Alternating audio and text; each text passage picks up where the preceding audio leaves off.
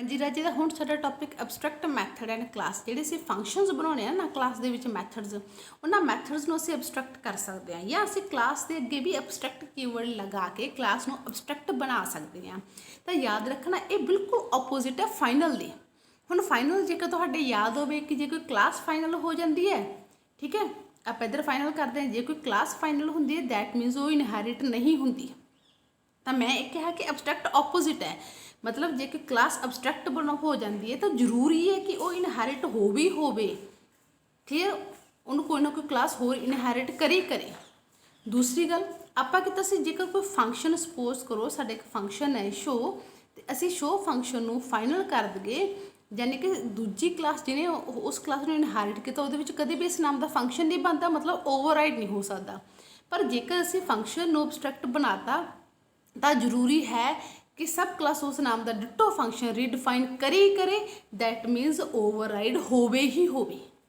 I hope कि समझते हो तुसीं मेरा मीनिंग। अबस्ट्रैक्ट क्लास वो क्लास जिहड़ी इनहैरिट होवे ही होवे, अबस्ट्रैक्ट मैथड वो मैथड जिहड़ा कि ओवरराइड होवे ही होवे। क्लीयर है।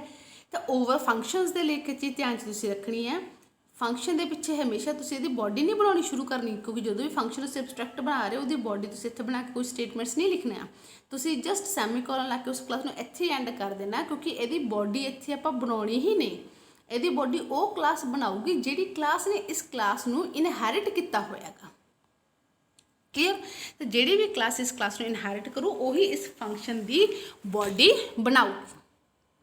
तो अबस्ट्रैक्ट क्लास दे विच एक रूल है कि अबस्ट्रैक्ट क्लास दे विच घट्टो घट्ट एक फंक्शन अबस्ट्रैक्ट होना ही चाहिए। तो इदां दी क्लासिस नूं असीं अबस्ट्रैक्ट क्लास बोलते हैं।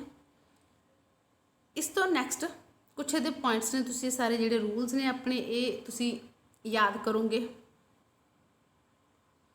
जिद्दां कि जिहड़ी तुहाडी क्लास अबस्ट्रैक्ट क्लास है असीं उसदे ऑब्जैक्ट्स नहीं बनाउंदे, ਉਹਦੇ ਮੈਂਬਰਸ ਨੂੰ ਇਨੀਸ਼ੀਅਲਾਈਜ਼ ਕਰਨ ਦੇ ਲਈ ਅਸੀਂ ਅਬਸਟਰੈਕਟ ਨਹੀਂ ਬਣਾਵਾਂਗੇ। ਇਸ ਦੀ ਇੱਕ ਐਗਜ਼ਾਮਪਲ ਨਾਲ ਦੇਖਦੇ ਹਾਂ ਅਸੀਂ ਅਬਸਟਰੈਕਟ ਫੰਕਸ਼ਨਸ ਨੂੰ। ਇਸ ਦੇ ਵਿੱਚ ਅਸੀਂ ਇੱਕ ਕਲਾਸ ਬਣਾਈ ਹੈ, ਅਬਸਟਰੈਕਟ ਕਲਾਸ ਬਣਾਈ ਹੈ A, ਤੇ ਉਸ ਦੇ ਵਿੱਚ ਅਸੀਂ ਇੱਕ ਫੰਕਸ਼ਨ ਬਣਾਇਆ ਅਬਸਟਰੈਕਟ ਲਗਾ ਕੇ ਕੀਵਰਡ ਵਾਇਡ ਸ਼ੋ। ਚਾਹੋ ਤਾਂ ਇੱਥੋਂ ਵਾਇਡ ਸ਼ੋ ਅਬਸਟਰੈਕਟ ਸੌਰੀ ਕੱਟ ਵੀ ਦਿਓ, ਜਸਟ ਫੰਕਸ਼ਨ ਦੇ ਵਿੱਚ ਸੈਮੀਕੋਲਨ ਪਾ ਦਿਓ ਤਾਂ ਵੀ ਉਹ ਅਬਸਟਰੈਕਟ ਫੰਕਸ਼ਨ ਹੀ ਬਣੂਗਾ।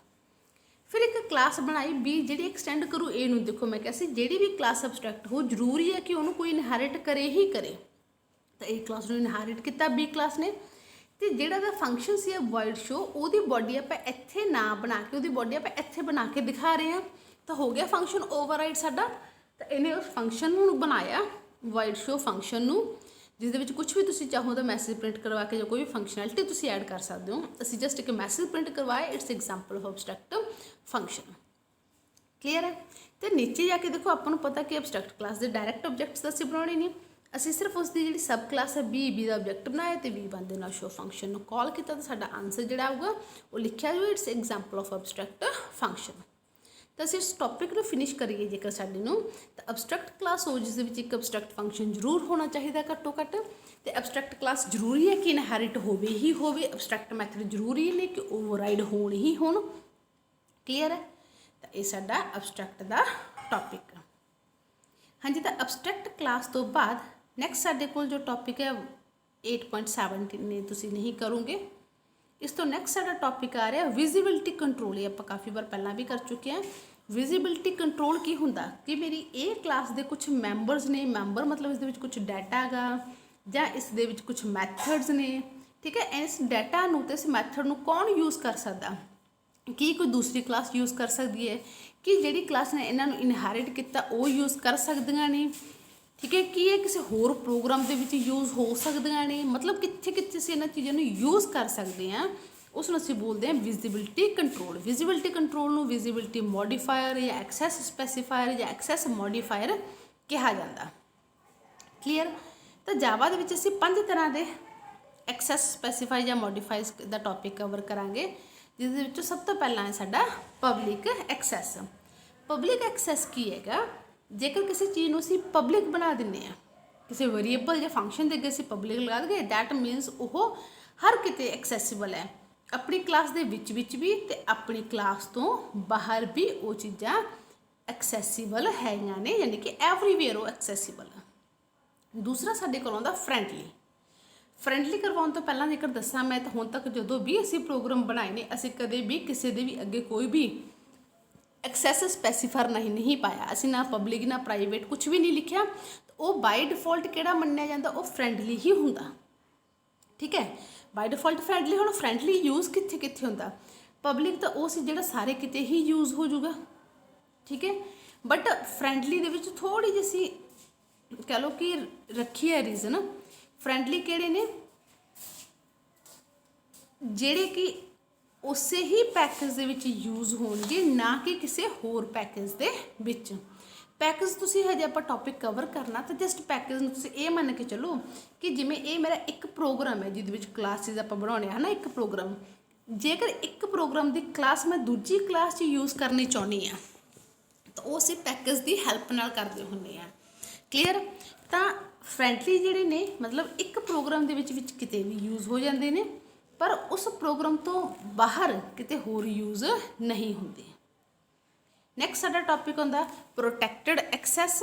प्रोटैक्टड एक्सैस जी तुहाडी हैगी पब्लिक ते फ्रेंडली दोनों के विचाले जी हैगी। Means protected modifier makes the field visible not only to all classes and sub class in the same package but also to sub class in other package. इस चीज़ का मतलब समझने की कोशिश करो। प्रोटैक्टड जिहड़े ने देखो, एक तो जिवें ए क्लास है, ए क्लास के मैंबर तो ए दे विच यूज़ हो ही जाएंगे, वो इन्होंने कहा कि अपने विच यूज़ हो जाऊगा। उस ही प्रोग्राम की दूजी क्लास भी यूज़ हो जाएंगे। ठीक है, इस तो इलावा जे किसी होर पैकेज दे विच कोई सब क्लास है, सब क्लास मतलब जिस इनहेरिटेंस करवाई हुई वो भी इन्हां मैंबरस ने यूज़ कर सकते, बट जिथे इनहेरिटेंस नहीं करवाई होर किसी पैकेज की क्लास वो इन्होंने यूज़ नहीं कर सकते। प्राइवेट एक्सैस ये बहुत ईजी है। प्राइवेट ओबीएसली सब तो ज़्यादा प्रोटैक्शन ये है, यानी कि प्राइवेट मैंबरस वो ने जिहड़े सिर्फ तुहाडी within the class he within their own class he use होंगे, इस तो इलावा वो किते भी होर यूज़ नहीं होंगे।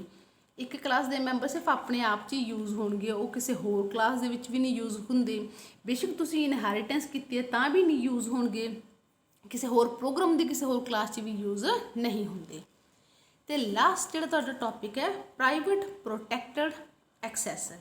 प्राइवेट प्रोटैक्टड एक्सैस का की हैगा, makes the field visible in all सब class regardless of what package they are in. Field are not accessible by other classes in the same package. बस तुसीं यही मेन करना है, यानी कि सिर्फ आपकी क्लास दे विच तो यूज़ हो ही रहे हैं, जे उसी प्रोग्राम की किसी होर क्लास ने इनहेरिट किया उत्थे भी यूज़ हो रहा। पर जेकर तुहाडा कोई होर पैकेज है उस पैकेज दे सिर्फ सब क्लासिस विच ही यूज़ होणगे, बाकी क्लासिस दे विच यूज़ नहीं होणगे।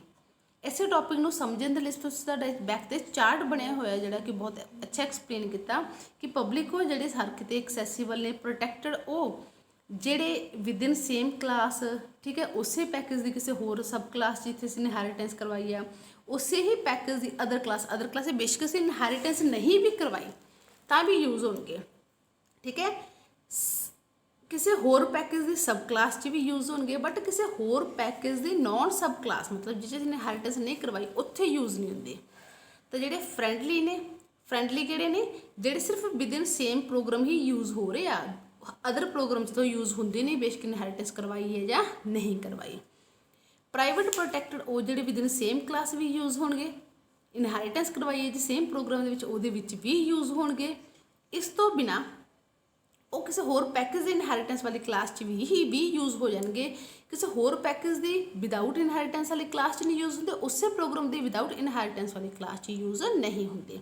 तो लास्ट प्राइवेट जो सिर्फ अपनी ही क्लास च यूज़ होंगे, इस तो इलावा किते भी होर यूज़ नहीं होंगे। तो रूल्स ऑफ थंब भी तुसीं नाल अपने जिहड़े ने कवर करोगे। तो इस साडा लास्ट टॉपिक।